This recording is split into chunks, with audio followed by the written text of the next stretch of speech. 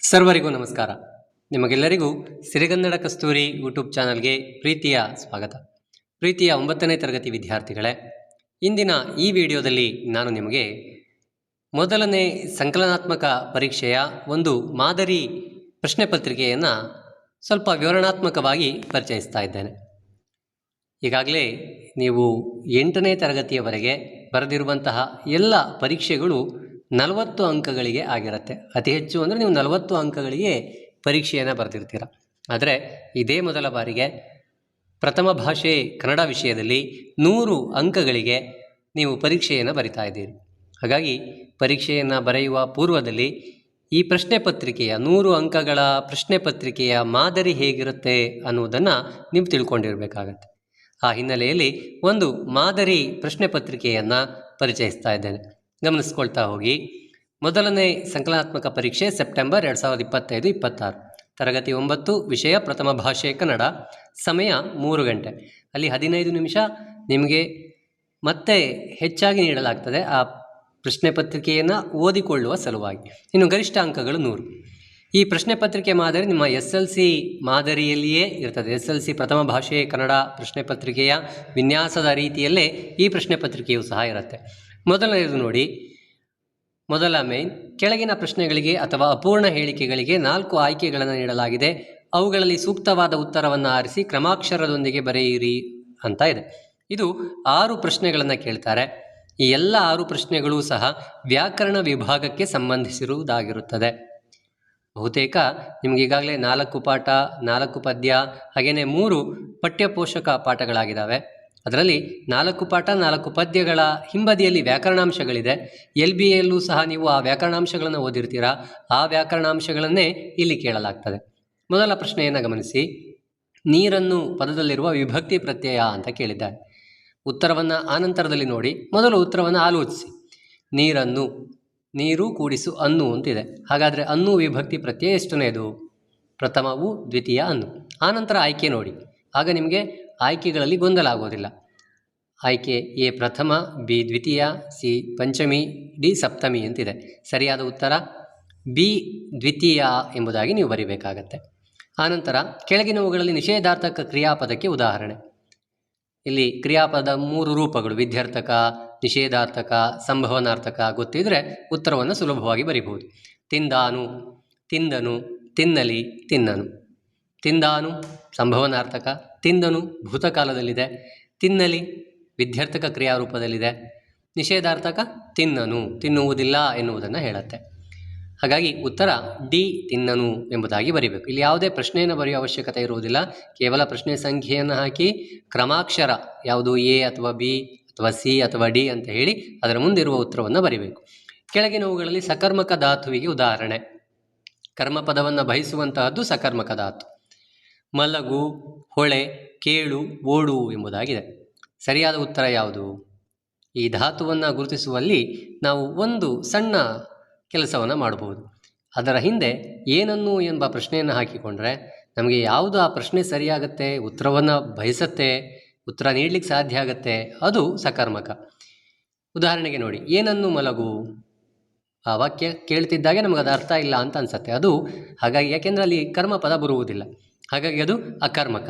ಏನನ್ನು ಹೊಳೆ, ಅದು ಸಹ ಸರಿಯಾದ ಉತ್ತರ ಅಲ್ಲ. ಏನನ್ನು ಕೇಳು, ಹೌದು, ಪ್ರಶ್ನೆ ಸರಿಯಾಗತ್ತೆ. ಸಂಗೀತವನ್ನು ಕೇಳು, ಹಾಡನ್ನು ಕೇಳು, ಪಠ್ಯಪುಸ್ತಕವನ್ನು ಅಲ್ವಾ, ಈ ರೀತಿಯಾಗಿ ಯಾವುದೇ ಒಂದು ಕೇಳು ಅನ್ನೋದು. ಹಾಗೆಯೇ ಓಡು, ಏನನ್ನು ಓಡು ತಪ್ಪಾಗತ್ತೆ. ಸರಿಯಾದ ಉತ್ತರ ಹಾಗಾಗಿ ಸಿ ಕೇಳು. ಬಹುರ್ವಿಹಿ ಸಮಾಸಕ್ಕೆ ಉದಾಹರಣೆಯಾದ ಪದ. ಹೆಜ್ಜೇನು, ತಲೆನೋವು, ಮುರಾರಿ, ಕೈಬಿಡಿದು. ಎಲ್ಲ ಸಮಾಸಗಳನ್ನು ನೀವು ನೋಡ್ಕೋಬೇಕು. ಬಹುರ್ವಿಹಿ ಅನ್ಯ ಪದಾರ್ಥ ಮುಖ್ಯವಾಗಿರುತ್ತೆ. ಅನ್ಯ ಪದ ಯಾವುದು? ಹಿರಿದಾದ ಜೇನು, ಹೆಜ್ಜೇನು, ಕರ್ಮಧಾರಯ. ತಲೆಯಲ್ಲಿ ನೋವು, ತಲೆನೋವು. ಮುರ ಉಡಿಸು ಅರಿ, ಮುರನ ಅರಿ ಯಾರೋ ಆತ ಮುರಾರಿ. ಮುರ ಎಂಬ ರಾಕ್ಷಸನ ಶತ್ರು ಅಲ್ವಾ, ಮುರಾರಿ ಅನ್ನೋ ಅರ್ಥ ಕೃಷ್ಣ. ಹಾಗಾಗಿ ಬಹುರ್ವಿಹಿ ಸಮಾಸ ಸಿ ಮುರಾರಿ. ಕೈಯನ್ನು ಪ್ಲಸ್ ಬಿಡಿದು, ಕೈ ಬಿಡಿದು, ಕ್ರಿಯಾ ಸಮಾಸ. ಸರಿಯಾದ ಉತ್ತರ ಯಾವುದು ಹಾಗಾದರೆ? ಮುರಾರಿ.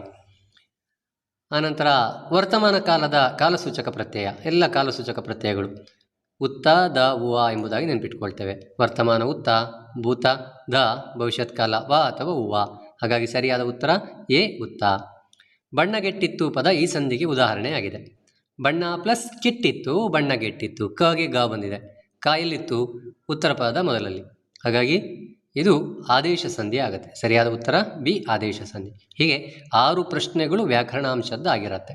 ಮುಂದೆ ಸಹ ಮೊದಲೆರಡು ಪದಗಳಿಗೆ ಇರುವ ಸಂಬಂಧದಂತೆ ಮೂರನೇ ಪದಕ್ಕೆ ಸರಿಹೊಂದುವ ಸಂಬಂಧಿ ಪದವನ್ನು ಬರೆಯಿರಿ. ಸೆಕೆಂಡ್ ಮೇನ್ ಅಲ್ಲಿ 4 ಪ್ರಶ್ನೆಗಳಿರುತ್ತೆ ನೋಡಿ. 6 ಇದು 4 10 ವ್ಯಾಕರಣಾಂಶಗಳದ್ದು. ನಡುವೆ ದ್ವಿರುಕ್ತಿ ಅಂದರೆ ಬೆಟ್ಟ ಗುಡ್ಡ ಏನು, ಅದಕ್ಕೆ ಉತ್ತರ ಬರೀಬೇಕು. ಸರಿಯಾದ ಉತ್ತರ 7 ಜೋಡು ನುಡಿ ಎಂಬುದಾಗಿ ಬರೆದರೆ ಸಾಕಾಗತ್ತೆ. 8 ರಮೇಶ ಅಂಕಿತನಾಮ ಕುರುಡ. ಅಂಕಿತನಾಮ ಇದ್ಯಾವುದಾಗತ್ತೆ? ಹೌದು, ಅನ್ವರ್ಥನಾಮ. ವರ ಎಂಬುದರ ಅರ್ಥ ಶ್ರೇಷ್ಠ ಆದರೆ ಸ್ಯಂದನ ಅಂದರೆ ವರಸ್ಯಂದನವನೇರಿ ಅನ್ನೋದು ಬರುತ್ತೆ. ಎಲ್ಲಿ ಬಂದಿದೆ? ಚಕ್ರಗ್ರಹಣ ಪಾಠದಲ್ಲಿ ಅಲ್ವಾ? ಚಕ್ರಗ್ರಹಣ ಎಂಬ ಪದ್ಯದಲ್ಲಿ ವರಸ್ಯಂದನ ಅನ್ನೋದು ಬರುತ್ತೆ. ಸ್ಯಂದನ ಅನ್ನುವುದರ ಅರ್ಥ ರಥ. ಮ್ಯಾಲೆ ಮೇಲೆ ವಿಚಾರ. ಇಲ್ಲಿ ಗ್ರಾಮ್ಯ ಭಾಷೆಯಲ್ಲಿರುವುದನ್ನು ನೋಡ್ತಾ ಇದ್ದೀರಿ. ಗ್ರಂಥಸ್ಥ ಭಾಷೆ ಗ್ರಾಮ್ಯ ಭಾಷೆ. ವಿಚಾರ ಏನಾಗುತ್ತೆ? ವಿಚಾರ ಎಂಬುದಾಗಿ. ಮುಂದೆ ಥರ್ಡ್ ಮೇನ್ ಒಂದೊಂದು ವಾಕ್ಯದಲ್ಲಿ ಉತ್ತರ ಬರೆಯಿರಿ. 7 ಪ್ರಶ್ನೆಗಳಿರುತ್ತೆ. ಸಾಧಾರಣವಾಗಿ 4 ಪಾಠದಿಂದ, 2 ಪದ್ಯದಿಂದ, 1 ಪಠ್ಯಪೂರಕದಿಂದ ಕೇಳಲಾಗುತ್ತೆ. ಅರ್ಧವಾರ್ಷಿಕದಲ್ಲಿ ಹಾಗೇ ಬರುತ್ತೆ ಅಂತ ಹೇಳಲಿಕ್ಕಾಗಲ್ಲ. ಯಾಕೆಂದರೆ ಕೆಲವೊಮ್ಮೆ ಪಾಠಗಳು ಸ್ವಲ್ಪ ಕಡಿಮೆ ಆಗಿರುತ್ತೆ. ಹೀಗೆ ಹಿನ್ನೆಲೆಯಲ್ಲಿ ಕೆಲವು ಸಾರಿ ಬದಲಾವಣೆಯೂ ಆಗಬಹುದು. ಪ್ರಶ್ನೆಗಳನ್ನು ಗಮನಿಸ್ತಾ ಹೋಗಿ. ಇದು ನಿಮ್ಮ ಅಭ್ಯಾಸದ ಪ್ರಶ್ನೆ ಮತ್ತು LBAಯಲ್ಲಿ ಬಂದಿರತಕ್ಕಂಥ ಪ್ರಶ್ನೆಗಳು ಹೆಚ್ಚಾಗಿ ಬರ್ತಾವೆ. ಚೋಳರು ಮತ್ತು ಹೊಯ್ಸಳರ ನಡುವೆ ಎಲ್ಲಿ ಯುದ್ಧ ನಡೆಯಿತು? ಯಾವ ಪಾಠ ಅನ್ನೋದನ್ನು ಆಲೋಚಿಸಿ. ಪ್ರಜಾನಿಷ್ಠೆ ಪಾಠ. ಆವಾಗ ನಿಮಗೆ ಉತ್ತರ ಎಲ್ಲಿದೆ ಅನ್ನೋದು ಸುಲಭವಾಗಿ ಗೊತ್ತಾಗುತ್ತೆ. ಮಳವಳ್ಳಿ ಮತ್ತು ಮುಡುಕುತೊರೆಗಳ ಬಳಿ ನಡೆಯಿತು. ಇಷ್ಟೇ ಬರಿಬಾರ್ದು, ವಾಕ್ಯ ರೂಪದಲ್ಲಿ ಬರಿಬೇಕು. ಉತ್ತರ ಅಂತ ಬರೆದು ಚೋಳರು ಮತ್ತು ಹೊಯ್ಸಳರ ನಡುವೆ ಮಳವಳ್ಳಿ ಮತ್ತು ಮುಡುಕುತೊರೆ ಬಳಿಯಲ್ಲಿ ಯುದ್ಧ ನಡೆಯಿತು ಎಂಬುದಾಗಿ ವಾಕ್ಯ ರೂಪದಲ್ಲಿ ಉತ್ತರವನ್ನು ಬರಿಬೇಕು. ಜಯಪುರದ ಪೂರ್ವದ ರಾಜಧಾನಿ ಯಾವುದು? ನಾವು ಕೂಡಲೇ ಅಂಬೇರ ಇಷ್ಟೇ ಬರೆದಿಡ್ತೀವಿ. ಹಾಗಾಗಿ ವಾಕ್ಯದಲ್ಲೇ ಉತ್ತರ ಬರಿಬೇಕು ಅಂತ ಮೇಲ್ಗಡೆಯಲ್ಲಿ ಕೊಟ್ಟಿದ್ದಾರೆ. ಜಯಪುರದ ಪೂರ್ವದ ರಾಜಧಾನಿ ಅಂಬೇರ. ಅಮಾತ್ಯರು ಯಾವ ವಿಷಯದಲ್ಲಿ ನಿಪುಣರಾಗಿರಬೇಕು? ಯಾವ ಪಾಠ? ರಾಮರಾಜ್ಯ. ರಾಧಾಕೃಷ್ಣನ್ ಅವರ ತಂದೆ ತಾಯಿಯ ಹೆಸರೇನು? ಸರ್ವಪಲ್ಲಿ ರಾಧಾಕೃಷ್ಣನ್ ಪಾಠ. ಅಭಯರುಚಿ ಅಭಯಮತಿಯರನ್ನು ಯಾವಾಗ ಸೆರೆ ಹಿಡಿಯಲಾಯಿತು?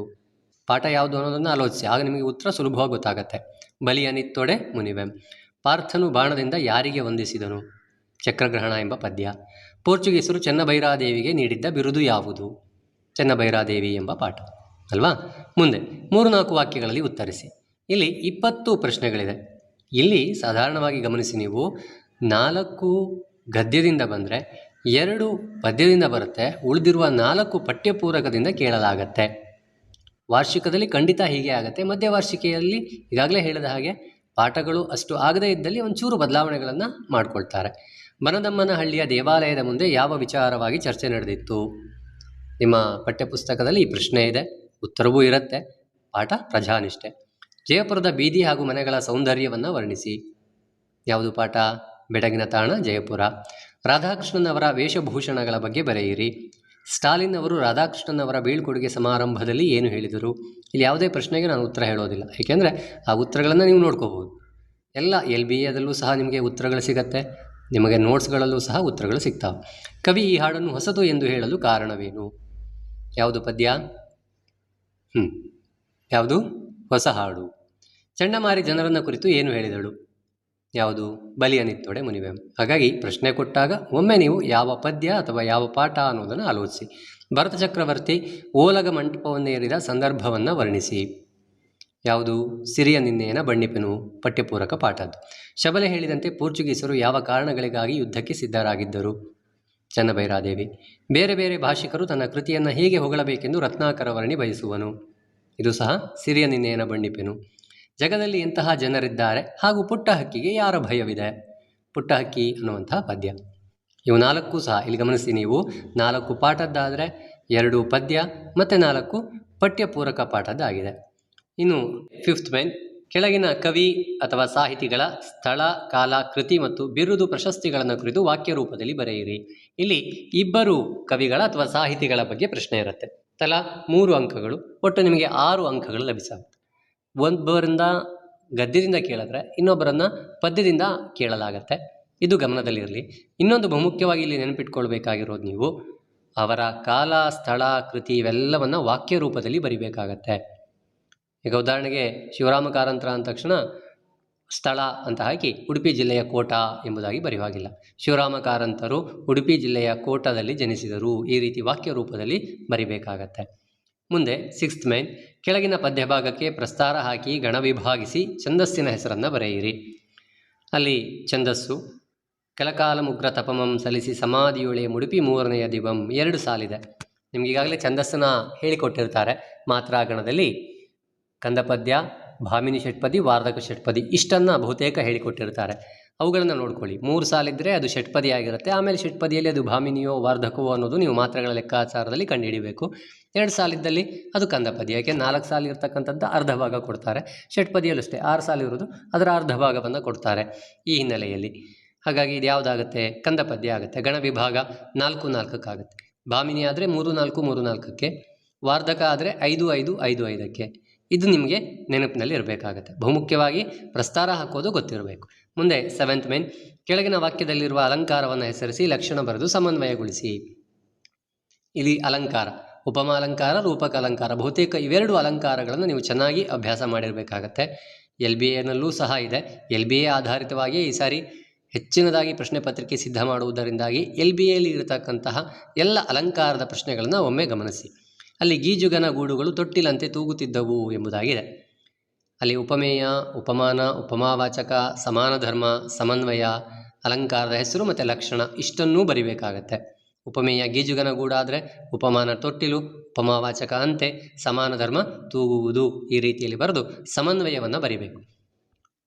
ಮುಂದೆ ಕೆಳಗಿನ ಗಾದೆಗಳಲ್ಲಿ ಯಾವುದಾದರೂ ಒಂದನ್ನು ಗಾದೆಯ ಮಹತ್ವದೊಂದಿಗೆ ವಿಸ್ತರಿಸಿ ಬರೆಯಿರಿ.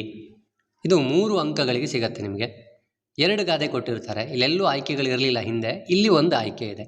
2 ಗಾದೆಗಳಲ್ಲಿ ಯಾವುದಾದ್ರೂ ಒಂದು ಗಾದೆಯನ್ನು ನೀವು ಬರಿಬೇಕು. ಗಾದೆ ಕಂಡು ಕೂಡಲೇ ಅದನ್ನು ಬರೀಲಿಕ್ಕೆ ಹೋಗಬೇಡಿ. ಒಮ್ಮೆ ಆಲೋಚಿಸಿ ಯಾವ ಗಾದೆಯ ಬಗ್ಗೆ ಬರಿಬಹುದು ಅಂಥೇಳಿ. ಆ ನಂತರದಲ್ಲಿ ಆ ಗಾದೆಗೆ ನಿಮಗೆ ಸ್ಪಷ್ಟವಾಗಿ ಬರಲಿಕ್ಕೆ ಗೊತ್ತಿದ್ದಲ್ಲಿ, ಹೆಚ್ಚು ವಿಷಯ ಬರಲಿಕ್ಕೆ ಯಾವುದು ಸಾಧ್ಯ ಇದೆ ಆ ಗಾದೆಯನ್ನು ಆಯ್ಕೆ ಮಾಡ್ಕೊಳ್ಳಿ. ತುಂಬಿದ ಕೊಡ ತುಳುಕುವುದಿಲ್ಲ ಅಥವಾ ದೂರದ ಬೆಟ್ಟ ಕಣ್ಣಿಗೆ ನುಣ್ಣಗೆ ಎಂಬ 2 ಗಾದೆ ಇದೆ. ಒಂದು ಗಾದೆಯನ್ನು ಬರಿಬೇಕು.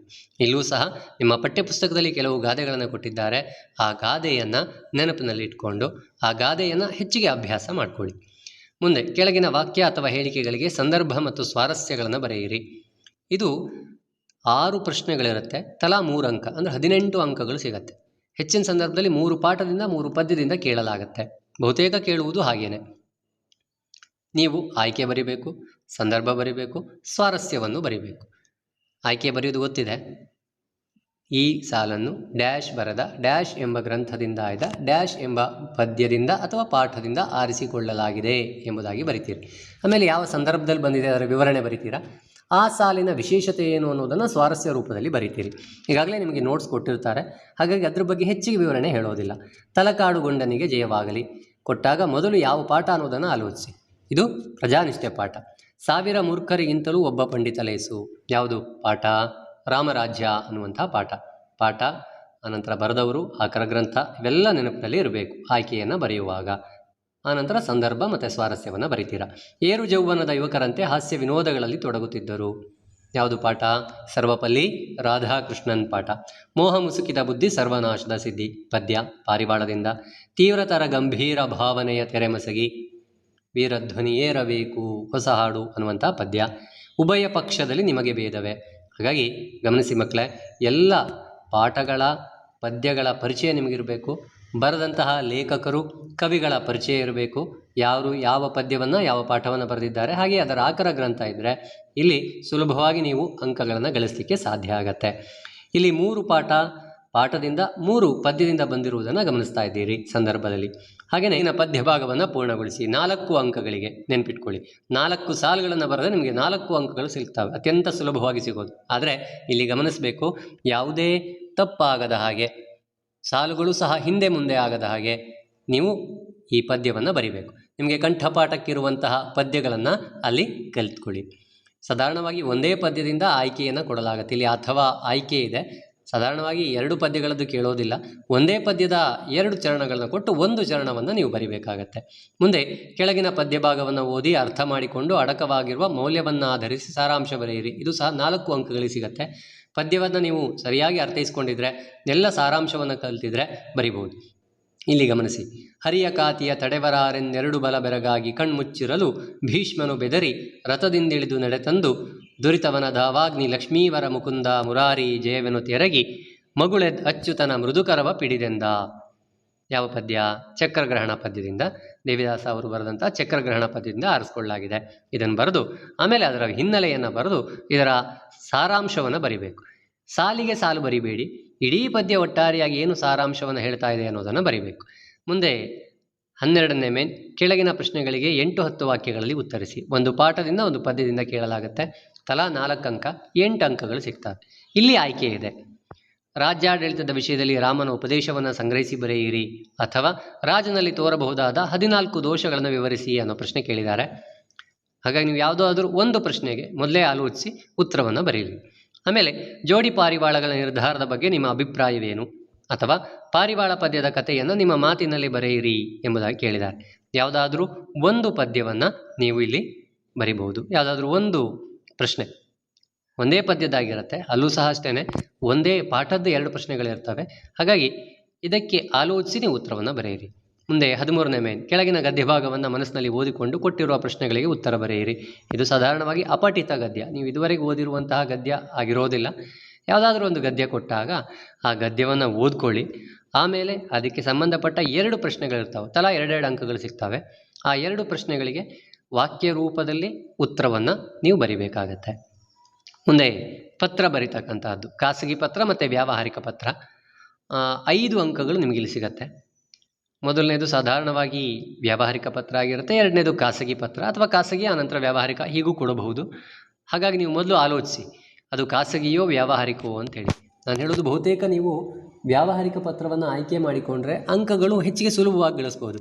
ಇವರಿಂದ ಇವರಿಗೆ, ಮಾನ್ಯರೇ, ವಿಷಯ, ಅನಂತರ ವಿಷಯದ ವಿವರಣೆ, ಧನ್ಯವಾದಗಳೊಂದಿಗೆ, ಇಂತಿ ತಮ್ಮ ವಿಶ್ವಾಸಿ, ಮೇಲ್ಭಾಗದಲ್ಲಿ ಸ್ಥಳ ದಿನಾಂಕ, ಇವೆಲ್ಲವನ್ನು ಬರೆದಿದ್ದರೆ ವ್ಯವಸ್ಥಿತವಾಗಿ ಕನಿಷ್ಠ 4 ಅಂಕಗಳಂತೂ ಖಂಡಿತವಾಗಿಯೂ ನಿಮಗೆ ಸಿಗತ್ತೆ.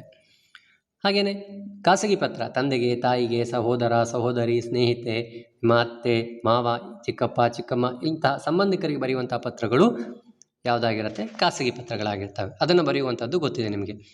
ಕ್ಷೇಮ, ಶ್ರೀ, ಹೆಸರು ಮತ್ತು ದಿನಾಂಕ ಅಥವಾ ಸ್ಥಳವನ್ನು ಬರೆದು ಮತ್ತೆ ಬರಿತಾ ಹೋಗ್ತೀರಾ. ಇನ್ನೊಂದು ಕೊನೆಯ ಮೇನ್, ಕೆಳಗಿನ ಯಾವುದಾದ್ರೂ ಒಂದು ವಿಷಯದಲ್ಲಿ 15 ವಾಕ್ಯಗಳಿಗೆ ಕಡಿಮೆ ಇಲ್ಲದಂತೆ ಪ್ರಬಂಧ ಬರೆಯಿರಿ. 5 ಅಂಕಗಳು ಸಿಗತ್ತೆ. ಈ ಪ್ರಬಂಧ ನಿಮಗೆ ಪಠ್ಯದಲ್ಲಿ ಕೆಲವು ಪ್ರಬಂಧಗಳನ್ನು ಕೊಟ್ಟಿದ್ದಾರೆ, LBAನಲ್ಲೂ ಸಹ ಇದೆ. ಅಂತಹ ಪ್ರಬಂಧಗಳನ್ನು ನೀವು ಅಭ್ಯಾಸ ಮಾಡಿಕೊಳ್ಬೇಕಾಗತ್ತೆ. ಇಲ್ಲಿ ಕೊಟ್ಟಿರತಕ್ಕಂಥದ್ದು ಪರಿಸರ ಸಂರಕ್ಷಣೆ ಮಹತ್ವ ಅಥವಾ ನಿರುದ್ಯೋಗ ಸಮಸ್ಯೆ ಅನ್ನುವಂಥ ಪ್ರಬಂಧ ಇದೆ. ಹೀಗೆ ಇದೊಂದು ಮಾದರಿ ಪ್ರಶ್ನೆ ಪತ್ರಿಕೆಯನ್ನು ನಿಮಗೆ ಪರಿಚಯಿಸಿದ್ದೇನೆ. ಇದರ ನೀಲನಕಾಶೆ ನೋಡೋದಾದರೆ ಸಾಧಾರಣವಾಗಿ ಒಂದೊಂದು ಪಾಠದಿಂದ 6ರಿಂದ 8 ಅಂಕಗಳು ಕೇಳುತ್ತಾರೆ. ಪ್ರಜಾನಿಷ್ಠೆ ಪಾಠದಿಂದ 6 ಅಂಕ ಬಂದಿದೆ 3 ಪ್ರಶ್ನೆಯಲ್ಲಿ. ಬೆಡಗಿನ ತಾಣ ಜಯಪುರದಿಂದ 6 ಅಂಕ 3 ಪ್ರಶ್ನೆ. ರಾಮರಾಜ್ಯದಿಂದ 8 3 ಪ್ರಶ್ನೆ. ಆದರ್ಶ ಶಿಕ್ಷಕ ಸರ್ವೇಪಲ್ಲಿ ರಾಧಾಕೃಷ್ಣನ್ನಲ್ಲಿ 8 ಅಂಕಗಳು 4 ಪ್ರಶ್ನೆ. ಒಟ್ಟು 28 ಅಂಕಗಳು ಗದ್ಯದಿಂದ ಬರುತ್ತೆ. ಪದ್ಯದಿಂದ 30 ಅಂಕಗಳು ಬರ್ತದೆ. 7 9 8 6 ಗಮನಿಸ್ತಾ ಇದ್ದೀರಿ. ಪಾರಿವಾಳ 7, ಸಹಾಡು 9, ಚಕ್ರಗ್ರಹಣ 8, ಬಲಿಯನಿತ್ತೊಡೆ ಮುನಿವೆ 6. ಈ ರೀತಿಯಲ್ಲಿ ಅಂಕಗಳ ಹಂಚಿಕೆ ಆಗುತ್ತೆ. ಇದೇ ರೀತಿ ಹಂಚಿಕೆ ಆಗುತ್ತೆ ಅಂತ ಹೇಳಲಿಕ್ಕಾಗೋದಿಲ್ಲ, ಬದಲಾವಣೆಯನ್ನು ಮಾಡ್ಕೊಳ್ಬೋದು. ಪಠ್ಯಪೋಷಕದಿಂದ ಸಾಧಾರಣವಾಗಿ 9 ಅಂಕಗಳಿಗೆ ಕೇಳಲಾಗತ್ತೆ. ಅಪಠಿತ ಗದ್ಯದ್ದು 4. ಆಗಲೇ ಹೇಳದ್ನಲ್ವಾ, ಪ್ಯಾಸೇಜ್ ಕೊಡ್ತಾರಲ್ವ, ಅದು 2 + 2 4 ಅಂಕಗಳು. ಹಾಗೆಯೇ ವ್ಯಾಕರಣ ಛಂದಸ್ಸಿನಿಂದ 29 ಅಂಕಗಳು ನಿಮಗೆ ಸಿಗುತ್ತೆ. ಇಲ್ಲಿ ಗಮನಿಸಬೇಕು ನೀವು, ವ್ಯಾಕರಣಾಂಶಗಳು ಅಲ್ಲಿ ಬಹು ಆಯ್ಕೆ ಮತ್ತು ಸಂಬಂಧೀಕರಿಸಿ 6 + 4 10. ಅಲಂಕಾರಕ್ಕೆ 3, ಛಂದಸ್ಸಿಗೆ 3, ಗಾದೆ ವಿಸ್ತರಣೆಗೆ 3, ಪತ್ರಲೇಖನ 5, ಪ್ರಬಂಧ ಲೇಖನ 5, ಪ್ರಬಂಧ ಬರಿತಕ್ಕಂಥದ್ದು 5. ಹಾಗಾಗಿ ಒಟ್ಟು ವ್ಯಾಕರಣ, ಛಂದಸ್ಸು, ಅಲಂಕಾರ, ವಾಕ್ಯ ರಚನೆ ಇಷ್ಟಕ್ಕೆ ಸೇರಿದರೆ 29, ಜೊತೆಗೆ ಇಲ್ಲಿ ಅಪಠಿತ ಗದ್ಯದ್ದು 4 ಸೇರಿದ್ರೆ 33 ಅಂಕಗಳು ನಿಮಗೆ ವ್ಯಾಕರಣ ವಿಭಾಗದಿಂದ ಅಂತ ಸಿಗುವಂತಹ ಸಾಧ್ಯತೆಗಳಿರ್ತವೆ. ಪ್ರೀತಿಯ ವಿದ್ಯಾರ್ಥಿಗಳೇ, ಇದಿಷ್ಟು ಒಂದು ಮಾದರಿ ಪ್ರಶ್ನೆ ಪತ್ರಿಕೆಯನ್ನು ನಿಮಗೆ ಪರಿಚಯಿಸಿರ್ತಕ್ಕಂಥದ್ದು. ಧನ್ಯವಾದ.